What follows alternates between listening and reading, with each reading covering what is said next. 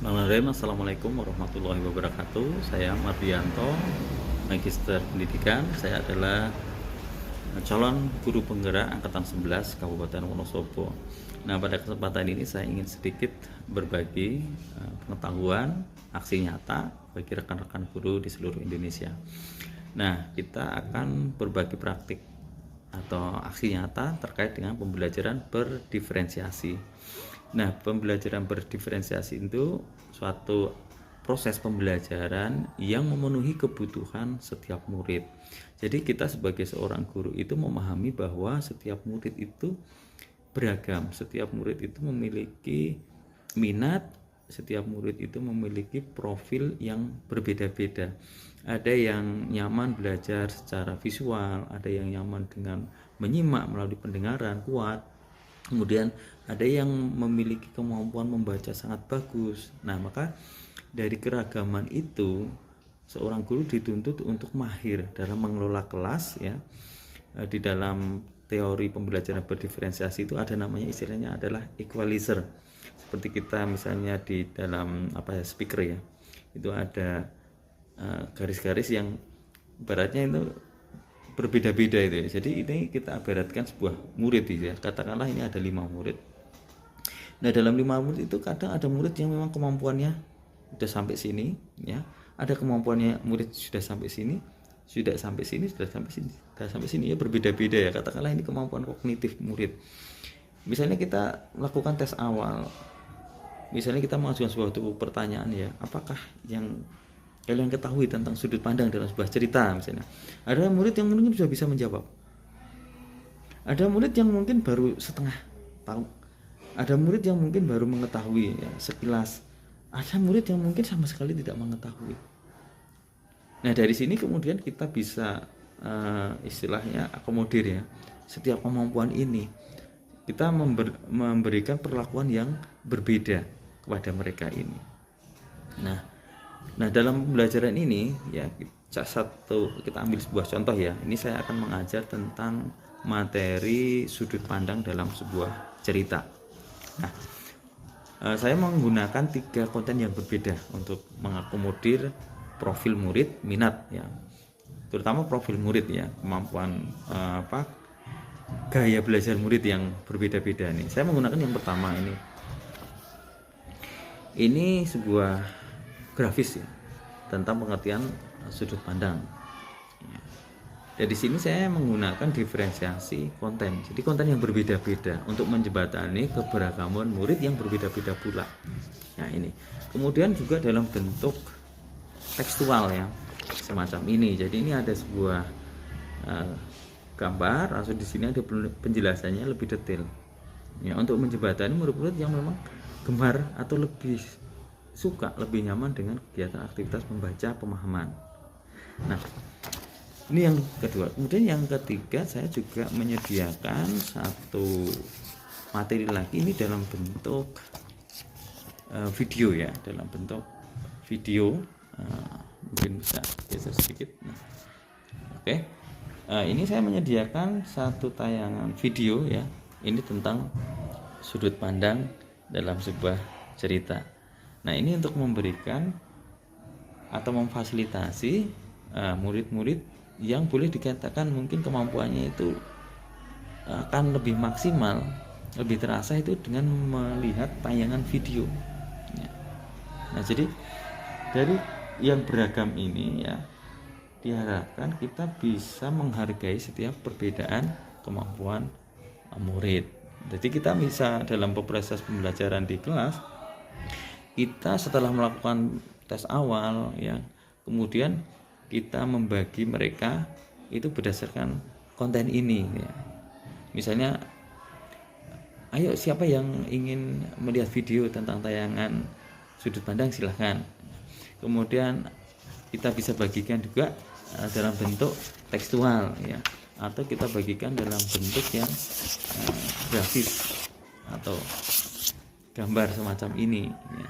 Sehingga mereka memiliki kesempatan ya, yang cukup besar dalam memahami sebuah materi itu dengan lebih efisien, lebih efektif gitu.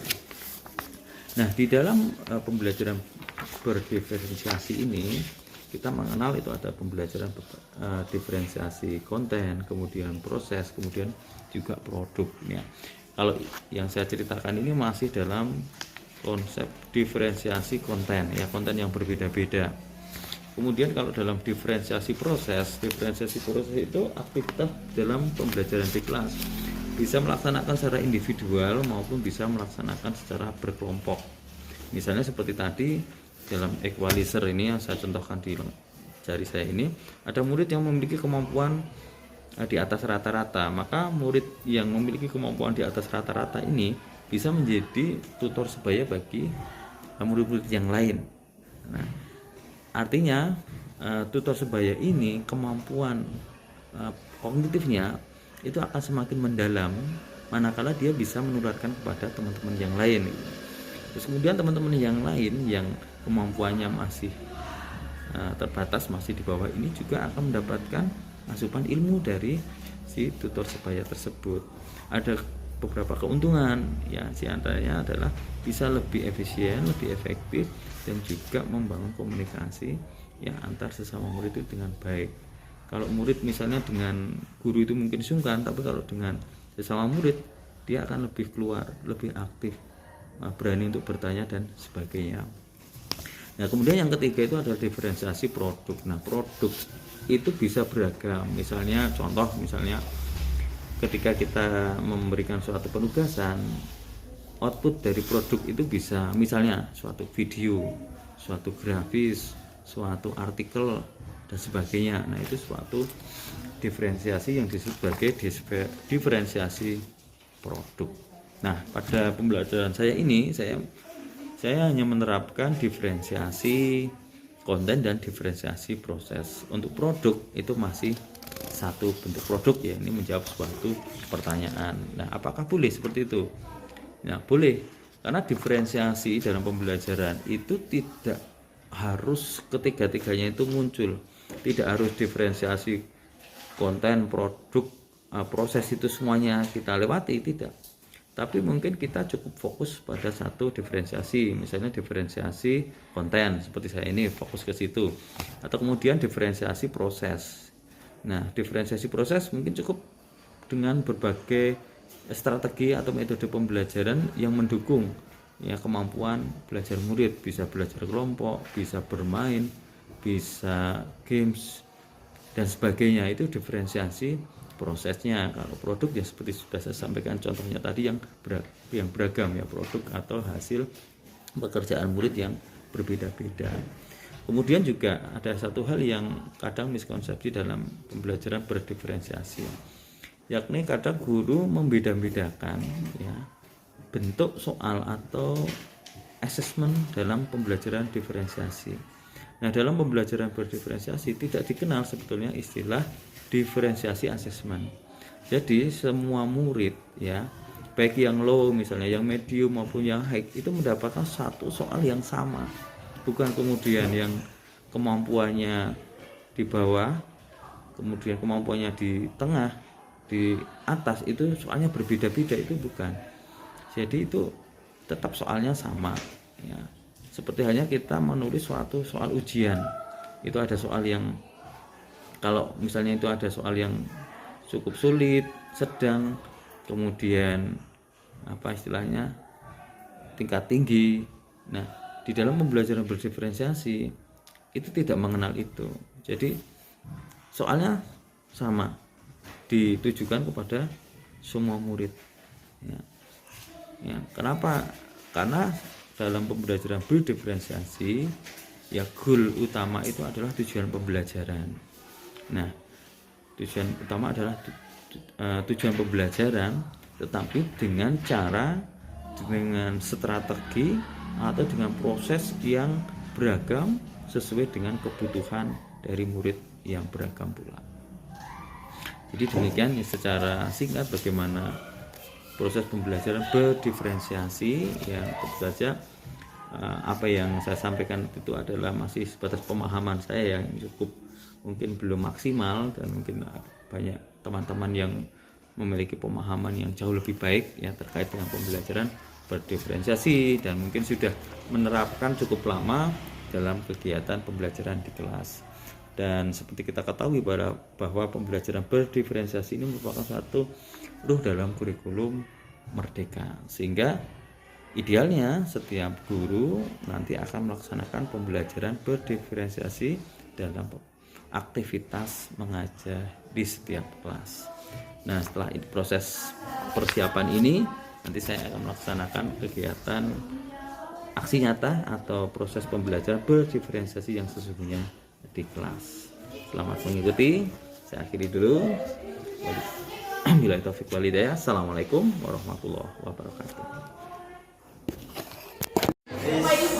Baik, assalamualaikum Bapak Ibu semuanya di seluruh Indonesia. Saat ini kita sedang pembelajaran di kelas ya, dengan melakukan berbagai macam diferensiasi dalam kegiatan pembelajaran ini.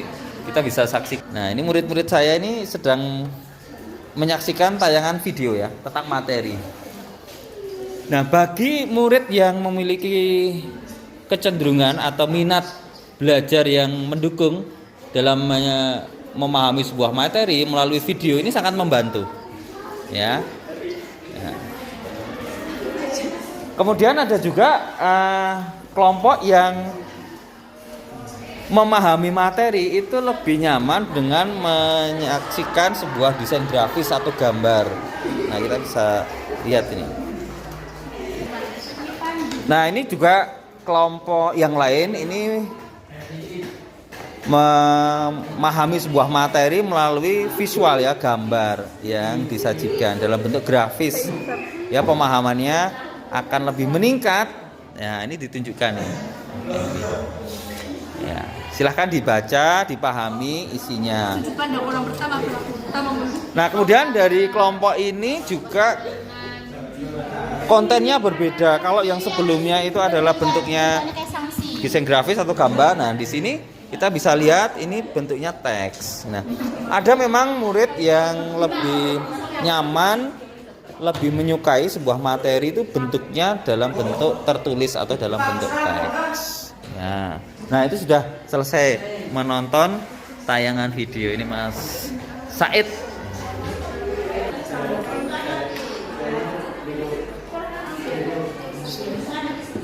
Iya, baik.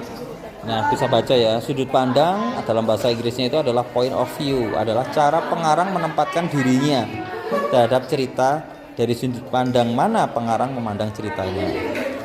Nah, secara umum kan ada pandang orang pertama, sudut pandang orang ketiga. Secara umum, nah, sudut pandang orang pertama itu ada aku, saya, ya.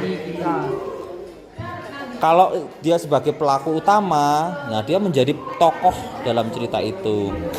Tapi kalau menjadi pelaku sampingan, dia hanya sekedar menjadi figuran. Ya, jadi dia menceritakan orang lain. Ya, misalnya Said, ya menceritakan Pak Guru, ya berarti itu hanya figuran saja. Tetapi kalau Said menceritakan dirinya sendiri, berarti itu tokohnya pelaku utama. Seperti itu. Bagaimana, sudah bisa memahami materi ini? Jadi sudut pandang orang dalam sebuah cerita, ya, itu ada sudut pandang orang pertama secara umum ya, dan sudut pandang orang ketiga. Kalau dibuat garis besarnya, nah sudut pandang orang pertama itu ada pelaku utama, dia menjadi tokoh sentral, biasanya aku. Itu utamanya, Pak? Iya. Dia menjadi tokoh utama di dalam cerita itu, sentral. Dia menceritakan aku terus. Tapi juga ada sudut pandang yang dia pelaku sampingan, figuran. Misalnya aku menceritakan Bintang. Berarti aku di sini hanya menjadi figuran saja. Tokoh utamanya Bintang. Tapi saya ada dalam cerita itu. Nah, seperti itu. Bintang kita jamong-jamongin ya, guys. Nah, kalau Bintang menceritakan dirinya sendiri, berarti dia menjadi pelaku utamanya. Kalau Bintang menceritakan Pak Guru, berarti menjadi pelaku sampingan. Jadi gitu ya.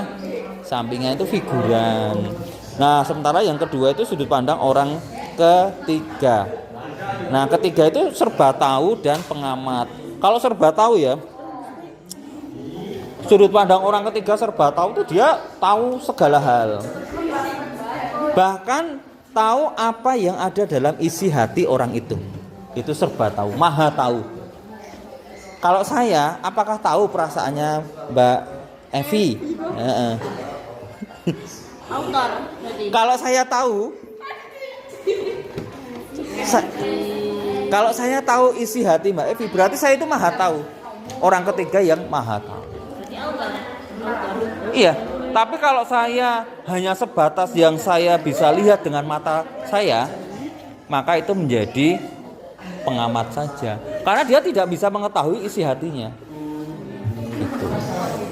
Sekedar pengamat. Terbatas kemampuannya. Misalnya saya menceritakan, ya, orang itu duduk di depan pintu, perasaannya gelisah karena, ya, kalau misalnya dia sampai ke perasaannya, berarti itu maha tahu. Orang itu tampak gelisah, wajahnya sayu, masih terasa kesedihan karena tadi malam, ya, orang tuanya meninggal dunia. Hatinya seperti tersayat. Nah, berarti tahu isi hati orang lain itu berarti maha tahu. Tetapi kalau saya menceritakan tokoh itu, ya, Mbak Pawitri, ya, misalnya saya menceritakan tokoh itu sebatas yang saya lihat, ya, saya melihat dia keluar dari rumah itu, kemudian membersihkan halaman, setelah itu dia masuk kembali.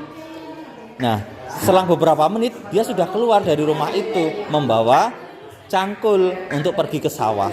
Berarti sudut pandang orang ketiga pengamat, karena hanya mengamati, tidak sampai mengetahui isi hatinya. Nah, itu sudut pandang orang yang ketiga. Nah, ini murid kita, murid saya, ya, ini menggunakan konten berupa teks, ya.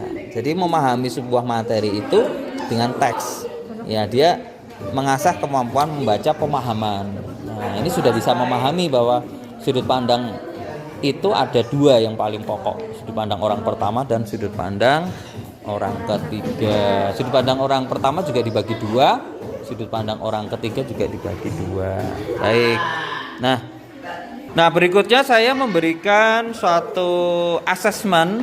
Nah, asesmen yang saya berikan ini ke setiap kelompok itu sama. Baik kelompok yang menggunakan belajar grafis, teks, maupun yang menggunakan tayangan video ini. Nah, sudah menunjukkan asesmennya sama, tidak ada perbedaan asesmen di setiap kelompok. Oke. Nah, silakan untuk bisa memahami materi dan juga sudah mulai bisa mengerjakan lembar kerja yang sudah saya sediakan. Betul, dikerjakan di situ.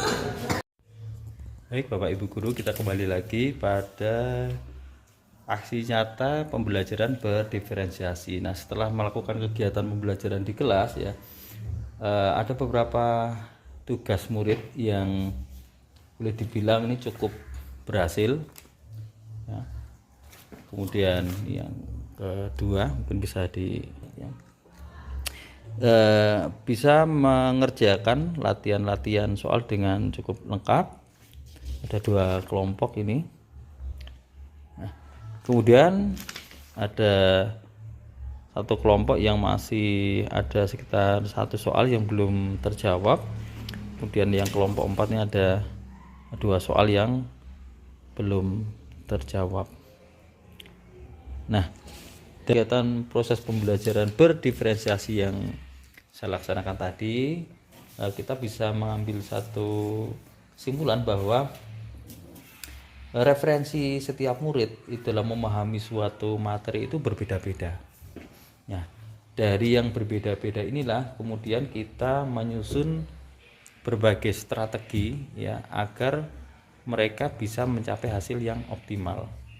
Nah, ada beberapa murid yang tadi saya jumpai itu kemampuan atau referensi dalam pengetahuan tentang sudut pandang itu belum begitu baik, ya, masih sebatas mengetahui, ya, tapi tidak lebih mendalam, ya. Sementara ada murid yang sudah bisa menerapkan, bahkan dalam menerapkan sudut pandang pada dalam sebuah tulisan.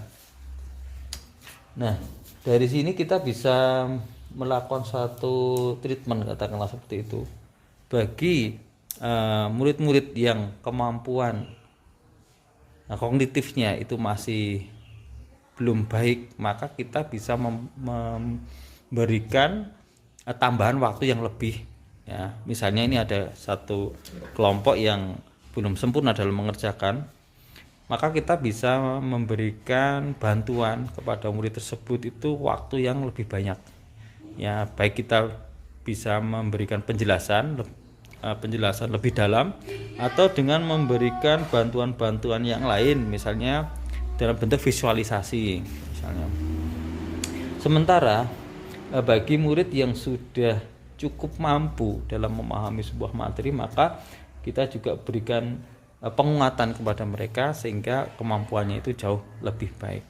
Nah, dari pembelajaran berdiferensiasi yang hari ini telah saya laksanakan, bahwa tantangan yang saya hadapi itu adalah bagaimana kita membangun suasana di dalam kelas itu yang mendukung ya. Misalnya dalam belajar berkelompok maupun dalam belajar kelompok individual, itu bagaimana kita membangun saling kerjasama antara kelompok yang satu atau dalam satu kelompok itu saling berinteraksi satu dengan yang lain.